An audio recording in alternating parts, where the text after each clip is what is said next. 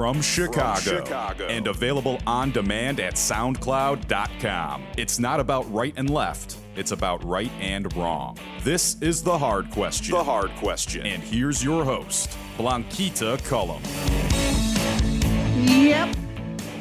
Watching television this weekend, I saw, wait a minute, Judge Jeanine, she wasn't on her television show. What happened?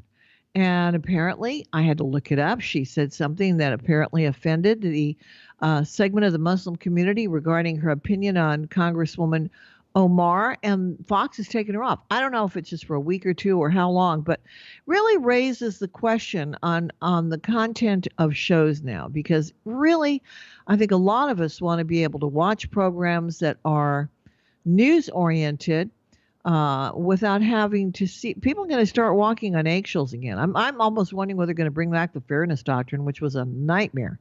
When I can remember back in the 80s working on CBS, and you had the fairness doctrine, you'd have to make sure that you didn't have someone too much of one opinion without having it equal on the other opinion. And really, I often wonder, Mike, I almost think it's worth almost a disclaimer saying, the opinions of the host don't reflect the opinion of the station. Now, I've had that in my career, but, frankly, on this program, we try to make it open to everybody. But I was kind of surprised they took her off. Yeah, she's been fiery in the past about certain topics. And, I'm sure she's said things, much more potentially offensive in the past that didn't get her fired or taken off the air. So, yeah, I mean, we're in a weird change of the tides sort of moment. Yeah, we sure are, because then you start thinking, well, if they're going to have that equal kind of, selective caution with what someone like Jeanine Pirro said. I mean, I'm going to be really interested to see what happens on this lawsuit with the kid from Covington High School, because that could be a game changer. Absolutely. Right now, people are all saying, well, the shame on Judge Jeanine, or God bless Judge Jeanine. But, hers was a legitimate question and points that were based on opinion.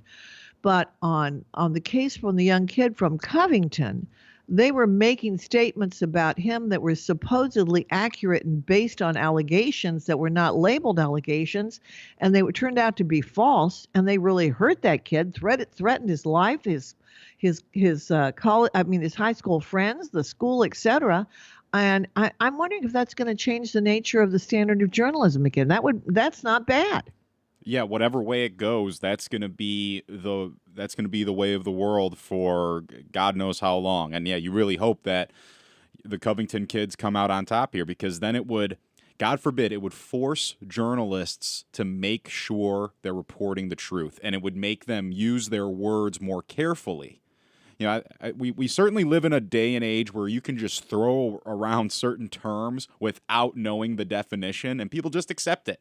How many times a day do you hear sexist or fascist or racist? And I would say Nazi. Yeah, I hear Nazi a lot. Maybe 2% of the time, it's kind of accurate to what people are labeling that. But I mean, overwhelming majority, I'm just seeing grammar errors. It's inaccurate. It is, and it's a standard that is not being respected. When I first started in journalism, I mean, boy, I'm telling you, it was tough, and you would get a lashing out by the program director or the news director, and they'd say, why did you say it this way, and why did you phrase it this way? You've got to be much more objective.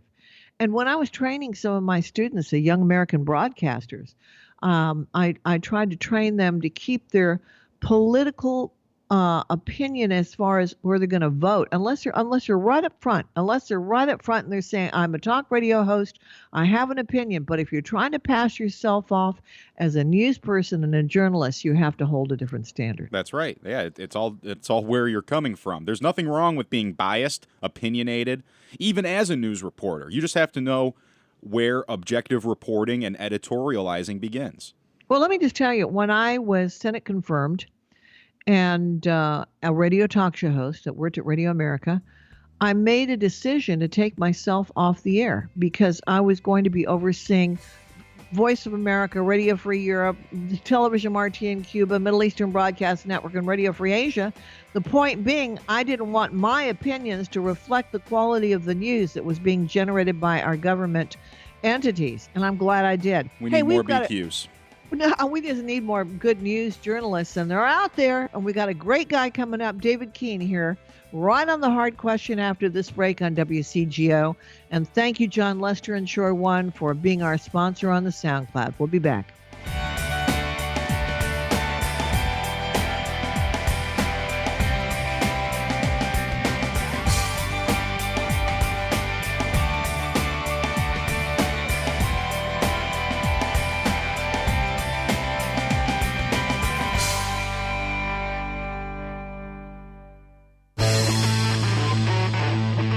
This is The Hard Question on WCGO.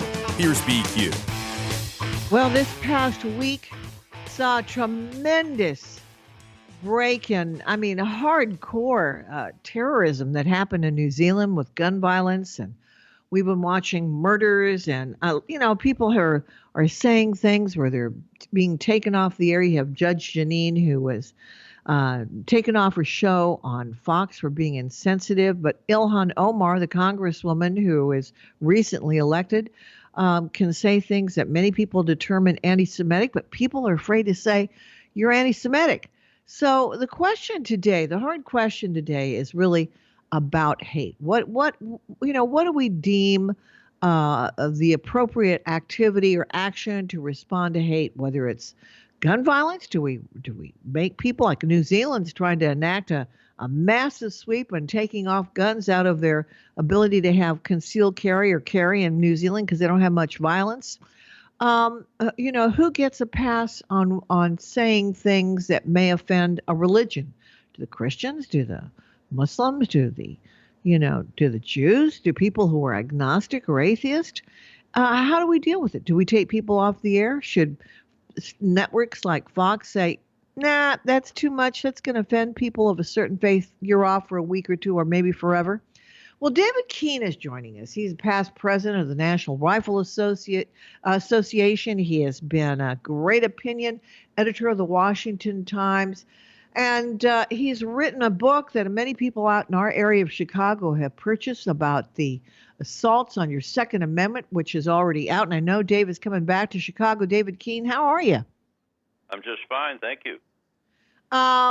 This has been kind of a roller coaster of how to deal with things that people determine as truly hateful, violent, evil, and some things that you can't say because you may affect someone who may be insulted, but you can do the same kind of thing to another individual, and then people just basically write it off.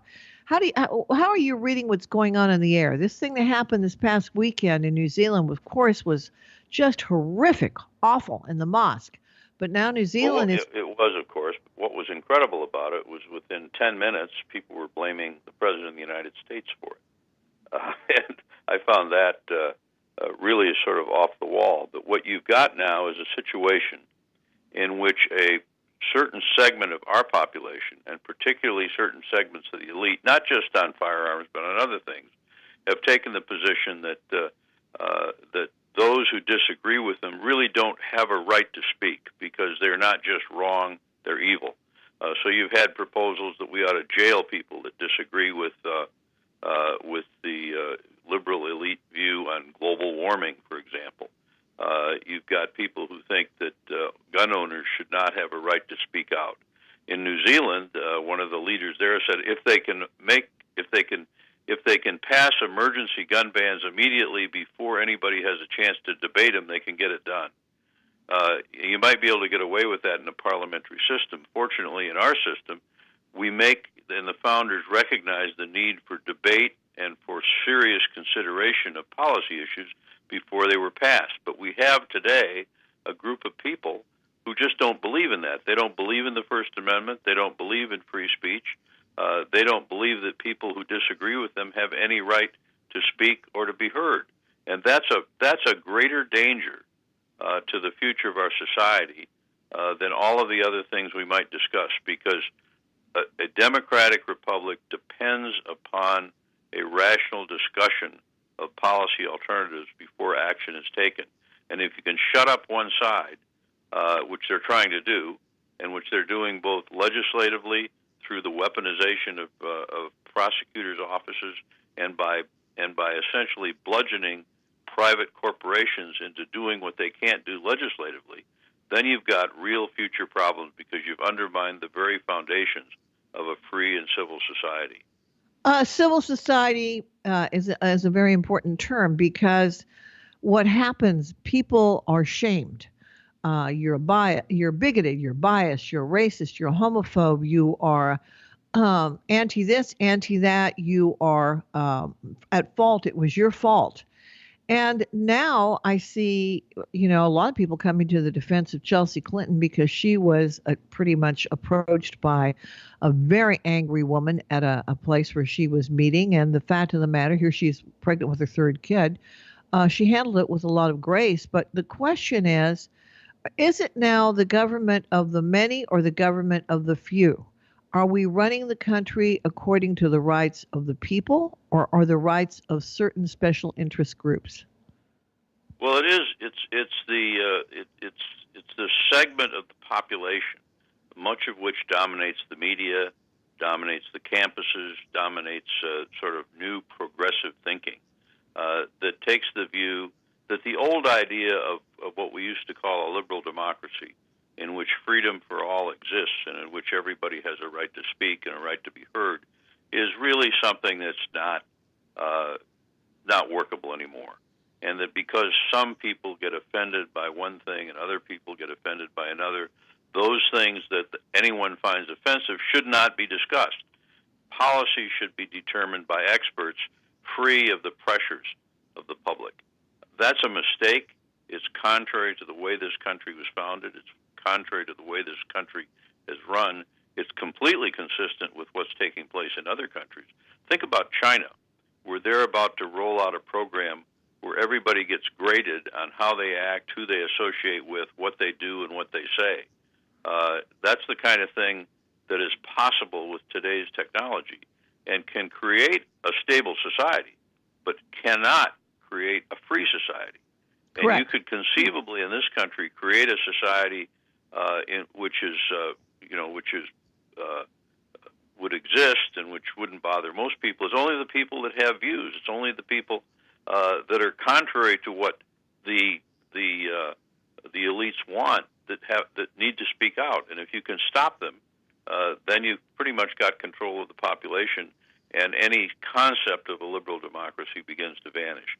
Let me tell you a story, Blanquita. Some years ago, there was a black lawyer who was the counsel in Texas for the NAACP and was also a lawyer for the American Civil Liberties Union. The state of Texas tried to get their hands on the membership list of the Ku Klux Klan so they could go after them. The lawyer said, well, that's the same as the case that had been decided some years ago where the state of Alabama tried to go after the membership list of the NAACP. And the Supreme Court said you can't do that because people have a right to say unpopular things. So he went over and said, I'm willing to defend the Klan. And the NAACP immediately fired him. And he told me at the time, he said, I tried to explain to the board that if you believe in freedom of speech, you got to defend a lot of people that talk a lot of crap.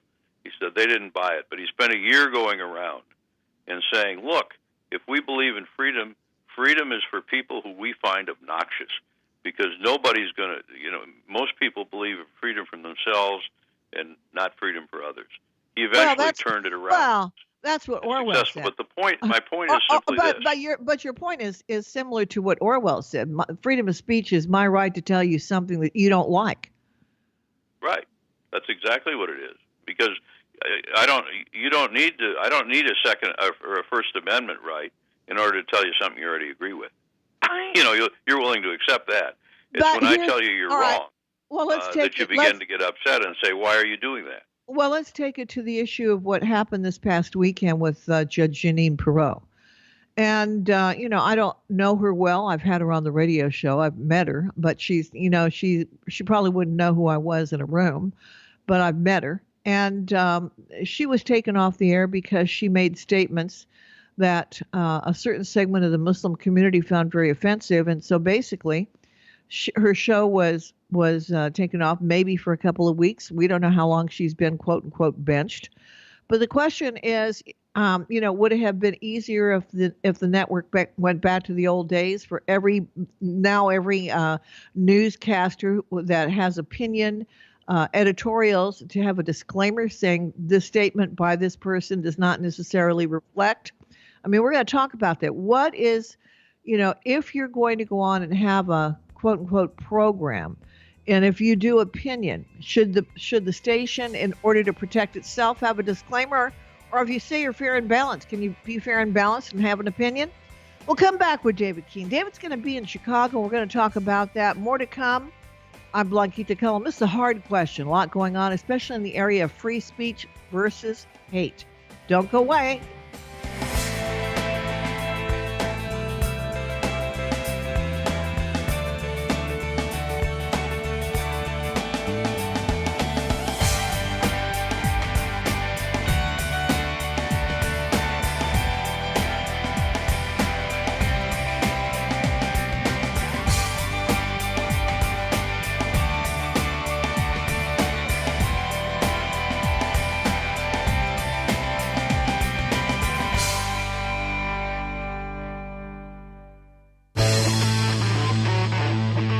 This is The Hard Question on WCGO.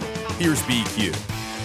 When do the networks and newspapers and online providers like Facebook and Instagram and Twitter, when do they make a determination that your opinion is too controversial? And if it's dangerous, when people's lives are threatened, or if the perception of hatred, whether it is a bias against someone's race, lifestyle, religion, should they have the right to be able to take you off?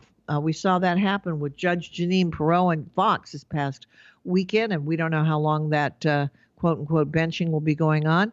This is The Hard Question. I'm Blanquita Cullum, and joining us, David Keene, who served as the president of the National Rifle Association. He's been a great opinion editor for the Washington Times, and he's written a book that talks about new assaults on your Second Amendment rights, and he'll be coming to Chicago soon. David, what is your thought about what happened to Judge Jeanine Pirro and Fox this past weekend? Well, obviously, Fox has every right to decide who is and who isn't going to be on the air, because we have two questions here. One is, should the government get involved in this? And secondly, should platforms like Fox have the right to run their own business? The answer to the question relative to Fox and other private institutions is yes, they should, but they also have an obligation. We now are in a situation where, because of pressure from the left in particular, a lot of platforms are beginning to censor opinions and spokespeople that create havoc among the left, so that you've got Facebook and you've got Google and you've got even Fox looking at things and saying, we don't want any trouble, so maybe what we should do is not have these folks on. And yet that always favors somebody who's pressing to control things. And for example, what if the senator was on who suggested that someone who was a member of the Knights of Columbus really wasn't qualified to be a federal judge? And they've done that. Does that offend Catholics? I would think it does, just as her comments may have offended Muslims. But in a free society, we have to put up with being offended every once in a while in order to have the kinds of discussions that we have. David, you said something that triggered a memory for me of an old movie that I saw not too long ago on television. It was made in the 1950s, and it was called High Noon. And remember, Gary Cooper was the sheriff, and he had the old girlfriend that he'd known from years past, a great Mexican actress by the name of Katy Jurado. He had the girl he had just married, Grace Kelly, who was, I think she was a Quaker. And he's the sheriff of the town. And you've got the gang that's coming back in. And people, to your point, people like networks and online providers and communities and neighborhoods, they don't want trouble. They want everything to That's just right. be nice. They don't want to fight. Yeah, this person's a bully. Well, let's just get out of the way. We don't have to deal with it. If we go home or we don't talk about it, nothing's going to happen.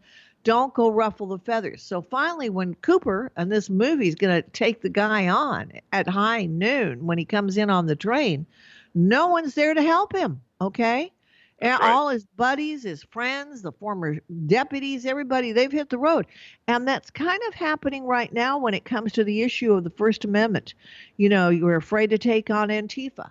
We're afraid to say that we can't talk about climate change, because they use terms like shut up, the science is settled. And people say, well, wait a minute, is science really ever settled? Isn't science always got a question mark and constantly probing? So we That's have the whole idea of science. so we got the same kind of thing going on where it's getting close to high noon. No, that's right, and that is exactly that's a very good analogy, because when somebody says something that's offensive, and we might all acknowledge its offensiveness. It used to be that you would say, I detest what you say, but I'll defend to the death your right to say it. Today we say, I don't want to get involved in this because some people don't like what he's saying, and I may not even like it. But in order to successfully protect the freedoms of all, you have to stand up for the freedoms of all. Like the lawyer in Texas who detested the Klan, detested what they were, but said, Yeah. if you want to defend freedom, you gotta defend people that talk a lot of crap. Well, and that's to as that, true today as it ever has been.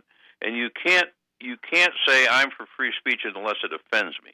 You can't do that and say that you're actually for free speech, because you're not. The second problem, and wait a minute, and one of the problems on that too, which has always bothered me, is that in places like Berkeley, Berkeley's like New York, two places that you think is some of the edgiest free speech from some of guys like Lenny Bruce and George Carlin and some of the protesters that came out in the 60s, whether they were Black Panthers or whatever, people put up with it because it was free speech, even though they didn't much like George Carlin's 7 words or Lenny Bruce's foul mouth or a lot of stuff that came out of the Black Panthers, but they put up with it because it was First Amendment and it was freedom of speech. No, that's exactly right. Today, that's less likely to happen, and so you get the view that you get of the world is the view that comes through after this very vocal minority says we don't want to hear this, this, and this. So you get what's essentially their view of the world, because the alternative view is not discussed. Let's and just take a look at the press coverage of the horrible events in New Zealand. And it's said that the problem in something like this happens not just because of the president, but because of something called white nationalism, and that these Christians who want a Christian world are killing Muslims. But there's no reporting on the massive number of attacks on Christians throughout the world, in the Middle East and in Africa, and that's not covered, and that's not seen as a religious problem. Whereas this one is. It's a very slanted view of the world. Well, wait a minute. Let me stop you there, because I mean, maybe it might be slanted, but the question there goes back into the responsibility of who's reporting it and who's not reporting it. Is news? Well, that's exactly right. And they're not reporting it because when they do, they get pressure from people in this country who say, no, if you report on that, that's Islamophobia. Well, so maybe they're reluctant to do that. But maybe, David, the problem goes back to the question here of how the news is being delivered. And we go back to Judge Jeanine. We go to guys like Don Lemon. We go to people on MSNBC like Chris. I mean, I don't care which network, what time. Maybe if the format of news as it was delivered before as news as opposed to being opinion, it may make a difference. Well, that's right. There's been as you know, Blanquita, from being in this business, there has been a sea change in the way reporters and editors and publishers see their job. Reporters have always been, everybody's biased in one way or another.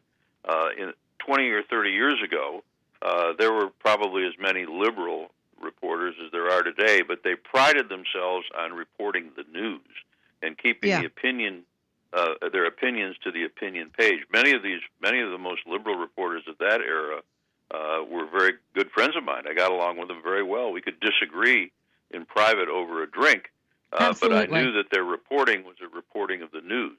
It wasn't until 2016 that the New York Times said reporters have an obligation, a moral obligation, to attack people that they disagree with, in this case Donald Trump, and to do everything they can to make sure the outcome is the outcome that they want.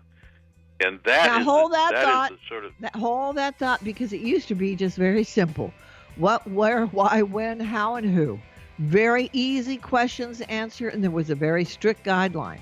We're going to take a little break. We're coming back with David Keene, our good friend, former president of the National Rifle Association. Written so many of his articles, I'm sure. It's written in Chicago as well. It's going to be coming to Chicago.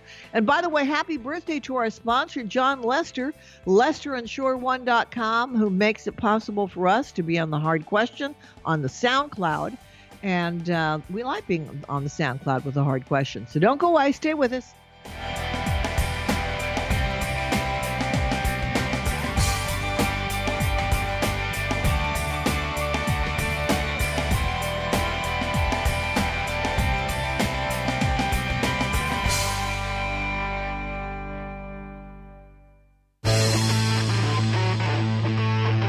This is The Hard Question on WCGO. People are now very sensitive, and they don't like to hear certain things to the point where it's not enough just to be able to change a channel, turn it off, walk away. They want to make sure nobody says anything that really infuriates them. Ironically, there's so much violence going on that we become immune to, that it's the things that we should be discussing that we feel like we can't hear. Dave Keene is joining me. David Keene, who, as many of you have read his articles that have been written in the Chicago papers here, the Tribune. He has been an opinion editor for the Washington Times, past president of the National Rifle Association. You're coming to town. When are you going to be here, David? I'm going to be there on the 26th, Tuesday the 26th, at the Heartland Institute for a dinner and a speech and questions. I like the questions better than the speech. I know you do. In Arlington Heights, it's only $10, and I think they serve you Chick-fil-A or something. I did it some months ago, and it's always an engaging group. Everybody's welcome, and if anybody'd like to be there, I'd be happy to answer their questions or do whatever they'd like. Well, it sounds spectacular, and you always have a big, full crowd, and they can get copies. Can they buy copies of the book there, too? Maybe they'll get a monograph? I believe so, yes. It'd be nice to get an official autographed book by David Keene. That would be good. Are you writing a new one? I am. It's not done yet, so I can't bring that one. You can't bring that one, but you can tell us what it's about. It's a tour through the history of the conservative movement told through people. In other words, the ideas come in, but it's about the people who founded the movement, the Bill Buckleys, the Frank Myers, the Russell Kirks, all of those kinds of folks who many young people don't remember anymore. My own political mentors were Frank Meyer of National Review and Walter Judd, a congressman from Minneapolis, from Minnesota. Who would you say right now reflects some of the strongest strength or opinions of the conservative movement and this generation? Well, we really don't have a dominant figure like we did in Bill Buckley in terms of the philosophy, or Ronald Reagan in terms of the politics, or Barry Goldwater before that. In part because there are so many different outlets. There are lots of cable outlets. There are online publications, print publications, and the like. And I think from a political standpoint and from a unity standpoint, that those leaders have yet to emerge, which doesn't mean the movement is weak. It means in some ways that the movement is more diverse and stronger than it was, but it's not as unified as it once was. Well, I think people look at what's going on in the Republican Party with a different kind of eye. I mean, clearly, if you look at the Democratic side of the aisle, they're not a stable, a political party either, because you've got the progressives that are trying to eat the middle and the moderate Democrat. They feel the progressives' time has come. But on the Republican side, with all the slings and arrows, whether you like Trump or you don't like Trump, if you love him or you hate him, you think, who could put up with the kind of attacks that this president's gone through, and not 4 years yet? I mean, the Democrats have taken a position of trying to pretty much take the president down. And if he's reelected, which many people believe he will be, is it going to be 4 more years of the same? And who would be strong enough to be able to have a political debate against Trump? Well, in many ways, the reason people voted for Donald Trump in 2016 was because he was not business as usual. They wanted somebody to go in there and break up the store, if you will, break some of the furniture, get things changed in Washington. And that outraged people who were for the status quo, whether they're Republicans or Democrats. And the one thing people have to say about him is he delivered on that promise. He has had the courage to stand up. He's governed in a much more conservative manner than I thought he might. His selections on judges, for example, and his attack on overregulation, his view on taxes and all that, are from a conservative standpoint, are very good. A lot of conservatives who were not for him were never able to really accept the fact that he was governing as a conservative, because they didn't like either his background or his manner or his rhetoric, which is more New York than Middle America. It's brusque, but it's very brusque. Pardon me? It's brusque, and the other thing is exactly. But that's what the people wanted. I know. I understand. So the question is, will he be able to be reelected? He's made a significant difference. A difference, for example, in the courts that's so significant that you've got 4 or 5 Democratic presidential nominees or potential nominees suggesting in the last week or two that if the Democrats manage to win the White House and the Senate, they might just enlarge the Supreme Court and put more progressives on it, so that it'll decide just what they want, rather than looking at the Constitution. So they'll mess with the numbers.